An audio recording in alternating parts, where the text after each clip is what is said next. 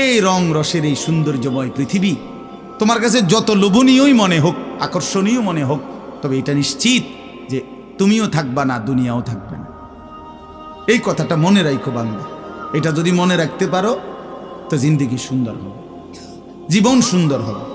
এই জন্য কোরআনুল কারীমে আল্লাহ তাআলা খুব এই কথাটা বুঝাইতে চাইছে, বান্দা এই এত সুন্দর পৃথিবী দেখে তুমি যতই বিমোহিত হও, মুগ্ধ হও, তো মনে রাখো এটা থাকবে না, আমি একদিন ভেঙে ফেলব। ইদাস সামাউন ফাতারাত, আসমান ভেঙে চুরচুর হবে। বা ইদাল কাওয়াকিবুন তাসারাত, তারকারাজি খসে খসে পড়বে। পাহাড়গুলো উঠতে থাকবে তুলার মতো। ওয়াতাকুনুল জিবালু কাল ইহনিল মানফুশ ওয়া বুসাতিল জিবালু বাসসা, পাহাড়গুলো তুলার মতো উঠতে থাকবে। সাগর নদীর পানিগুলো টকবক করে উতরাইতে থাকবে। মা তার কোলের বাচ্চাকে ছুঁড়ে ফেলে দিবে। গর্ভবতী নারীর বাচ্চা নিজে নিজে বের হয়ে যাবে। সব মানুষ পাগলের মতো, মাতালের মতো হয়ে যাবে। ইসরাফিল ফু দিবে। জমিনের মধ্যে ভূমিকম্প শুরু হবে, বিকট শব্দে আওয়াজ হবে। আল কারিআতু মাল কারিআ। আল্লাহ তাআলা এই কথাগুলো বহুভাবে, বহু আয়াতে বুঝাইতে চাইছেন। বুঝাইয়া বলছেন, বান্দা একদিন তুমিও শেষ হবা, আমার এই সৃষ্টি জগৎ শেষ হবে, হাসরের মাঠ কায়েম হবে। তো এখানেও আল্লাহ তাআলা বলছেন, কাল্লা ইদা দুক্কাতিল আরদু দাক্কান দাক্কা। সাবধান বান্দা, মনে রেখো এই জমিন একদিন চূর্ণ বিচূর্ণ হয়ে যাবে। কি হবে বলেন না? ওইখানে একটা কথা আছে, লম্বা কথা। অতুহিব্বুনাল মালা হুব্বান জাম্মা।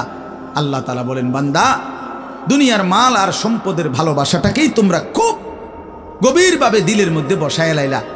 তবে মনে রাখো, দুনিয়াকে তুমি যত ভালোবাসো, যত মজবুত করো, যত বিল্ডিং, যত ফাইলিং, যত মজবুতই হোক না কেন, এটাই মনে রাখো আমি আল্লাহ এই জমিন, এই সৃষ্টি একদিন ভেঙ্গে চুরে তছনছ করে ফেলব, চূর্ণ বিচূর্ণ হয়ে যাবে। কাল্লা ইদা দুক্কাতিল আরদু দাক্কান দাক্কা। এরপরে হাসরের মাঠ কায়েম হবে। তো হাসরের মাঠের দৃশ্যটা আল্লাহ তুলে ধরছে যে হাসরের মাঠ কায়েম হবে, মানুষগুলো সব দাঁড়ানো থাকবে, আদম থেকে ইসরাফিলের ফু পর্যন্ত। এই দাঁড়ানো অবস্থায় আল্লাহ তাআলা বলতেছেন, ওয়াজা রাব্বুক। আল্লাহ তাআলা মহান আল্লাহ পাক, তিনি তার শান অনুপাতে হাসরের ময়দানে উপস্থিত হবেন। ওয়াল মালাকু সাফফান সাফফা। কোটি কোটি ফেরেশতা সারিবদ্ধভাবে লাইন ধরে দাঁড়াবে। চারদিকে কোটি কোটি ফেরেশতা, মহান আল্লাহ পাক উপস্থিত, আর মানুষগুলো সব দাঁড়ানো। এই কল্পনা করে হাসরের মাঠ। এবার কি হবে? আল্লাহ বলেন, ওয়াজিআ ইয়াউমাইদিন বিজাহান্নাম। এই অবস্থায় ফেরেশতারা জাহান্নামকে ৭০,০০০ আগুনের শেকল দিয়ে টেনে হাসরের ময়দানে উপস্থিত করবে। মানুষগুলো সচক্ষে জাহান্নামকে দেখবে।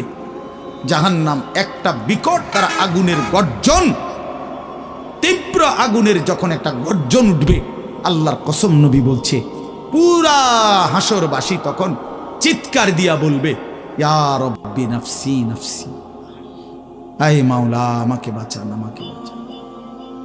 এই প্রথম হাসরবাসী কথা বলবে। তাফসিরে আছে, হাদিস, মানে প্রথম চুপচাপ দাঁড়ায় থাকবে, কিন্তু জাহান্নামকে যখন দেখবে, জাহান্নামের চিৎকার যখন শুনবে, তখন পুরা হাসরের ময়দানে চিৎকার উঠবে, ইয়া রব্বি নাফসি নাফসি, আল্লাহ আমাকে বাঁচান। নবী সাল্লাল্লাহু আলাইহি ওয়াসাল্লাম বলেন, আল্লাহ তাআলা ফেরেশতারা যেন দেখায় দিবে ইব্রাহিম আলাইহিস সালামকে, ওই যে আপনার ছেলে ইসমাঈল, তার ব্যাপারে কিছু বলবেন। ইব্রাহিম আলাইহিস সালাম বলবেন, ইয়া রব্বি নাফসি নাফসি, এই মাওলা আমাকে বাঁচান, আমাকে। ওর বিষয়টাও দেখো। ইয়াকুব আলাইহিস সালাম, ওনার ছেলে ইউসুফ আলাইহিস সালাম, এটা সেই ছেলে 40টা বছর দুনিয়াতে, যার জন্য উনি কাঁদছিলেন।